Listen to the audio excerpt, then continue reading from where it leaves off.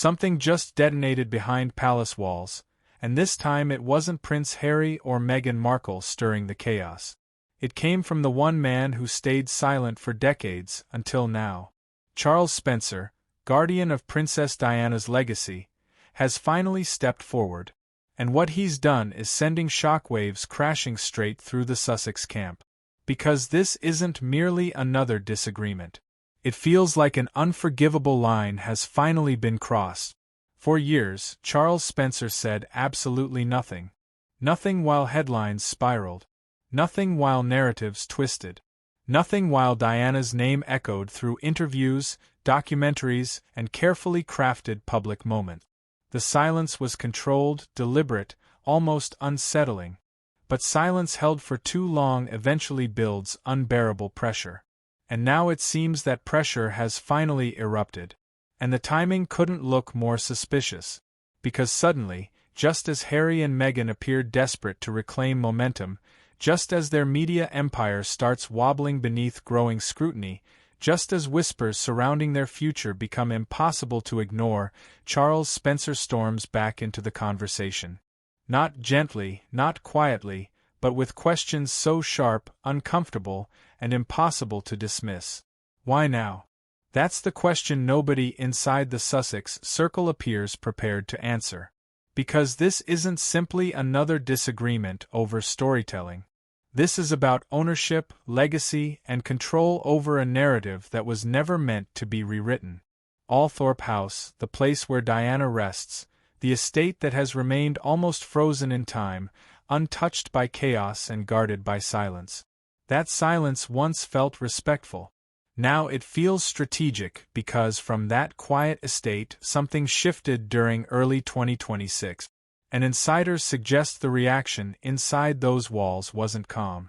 It was firm, immediate, almost offended. And once you understand who Charles Spencer truly is, the weight of this moment becomes impossible to overlook.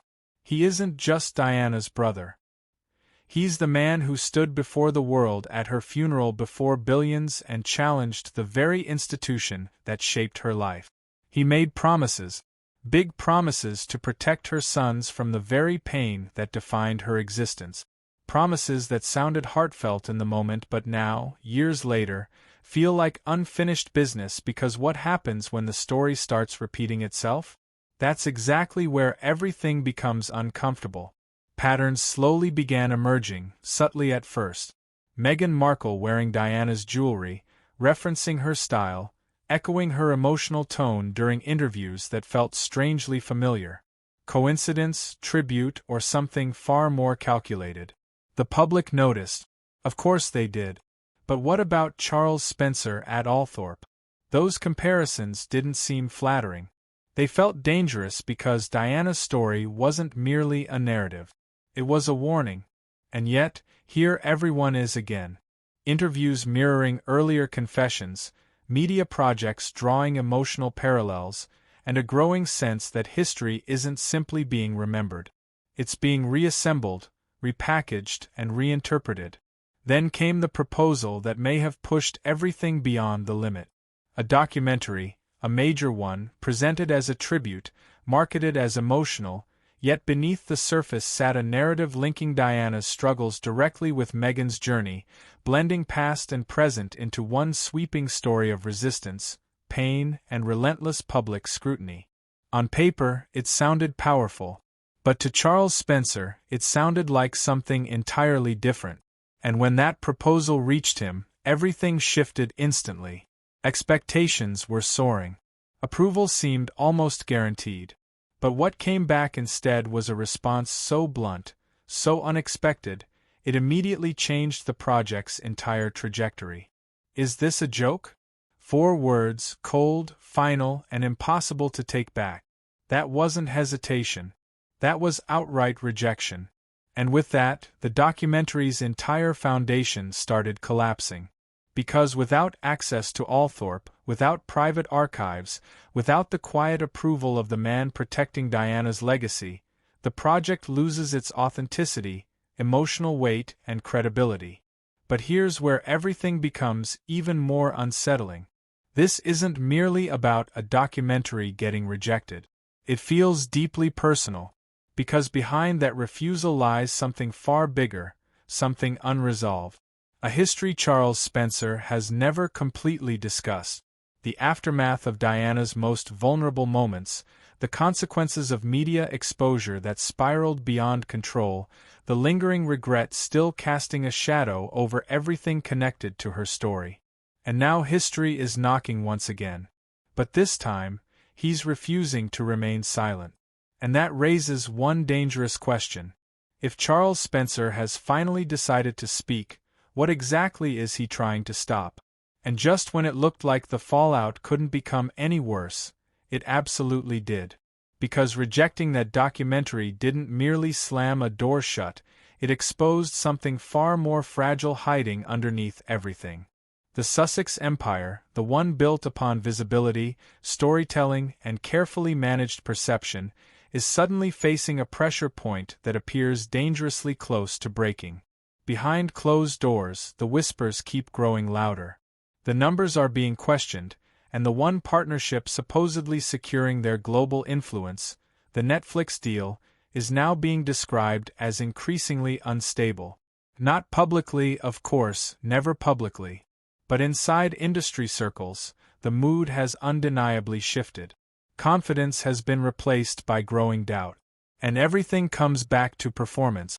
Because while attention was never Meghan Markle's problem, approval suddenly has become one. Her latest project didn't merely attract criticism, it triggered something even sharper, a wave of collective skepticism that's proving much harder to contain. Reviews weren't simply negative. They were cutting, dismissive, and almost painfully personal. And here's where everything becomes uncomfortable. Visibility without validation quickly starts resembling empty noise. The show generated conversation, absolutely, headlines too, but underneath it all, a growing feeling that something simply isn't connecting anymore, that audiences aren't buying what's being presented. And once critics begin describing your work as hollow, self-focused, or disconnected, that's no longer ordinary feedback, that's a warning. Because this isn't their first stumble. There was early success. Naturally, the original documentary series attracted massive numbers fueled by curiosity and perfect timing. But what followed? A noticeable decline. Projects that failed to land, stories that didn't resonate, momentum quietly fading while the public continued watching and judging. Now the stakes are higher than ever because without one defining success, the entire Netflix partnership begins feeling uncertain. Renewal becomes a giant question mark. Future projects become negotiations rather than guarantees. And suddenly that reported $100 million deal no longer looks like security, it looks like mounting pressure. Which brings everything back to that documentary. Because now it all makes sense, doesn't it? Why the urgency? Why the relentless push? Why Diana's legacy suddenly became the centerpiece of the next major idea? It was never just about storytelling. It was about survival. A project powerful enough to reset the narrative, emotional enough to pull audiences back, significant enough to justify everything that came before. But Charles Spencer saw right through it. And he said no. And that refusal didn't merely block access, it completely disrupted a strategy. Meanwhile, across the royal divide, another layer of tension is quietly intensifying. Prince William remains silent, watching, refusing to react publicly, yet reportedly deeply uncomfortable with how his mother's legacy repeatedly resurfaces inside these martyr narratives. His position remains complicated. As the future king, every move is carefully calculated. Every reaction carries consequences. So he says nothing. But silence doesn't automatically mean approval. And that silence, according to insiders, is starting to feel much heavier. Because while Prince William holds back, Charles Spencer doesn't have to. His authority isn't institutional. It's personal, emotional, rooted in memory rather than protocol. And that's exactly what makes his intervention so powerful. It completely changes the dynamic. Now this isn't merely another royal disagreement. It's a family fracture where two very different forms of power collide, public influence versus private guardianship. And caught directly in the middle of everything is Prince Harry, once the bridge connecting two worlds, now appearing increasingly isolated between them. Because the perception surrounding him is quietly but unmistakably shifting from an independent figure into someone being pulled by forces beyond his control. From a prince with purpose to a man desperately trying to keep pace with a narrative constantly slipping beyond his reach. And that's exactly what Charles Spencer reportedly fears the most. Not simply the use of Diana's legacy, but what it's doing to Harry himself. Because if the story keeps repeating, if those same patterns continue unfolding, then the promise he made all those years ago starts feeling like it's unraveling before everyone's eyes. And that's something he may never be willing to watch happen again. So now the entire situation balances on a knife's edge: a rejected documentary, a fragile media deal, a divided family, and a legacy refusing to remain silent. But here's the one question nobody can answer yet. If this is Charles Spencer stepping in, what happens if he decides this still isn't enough?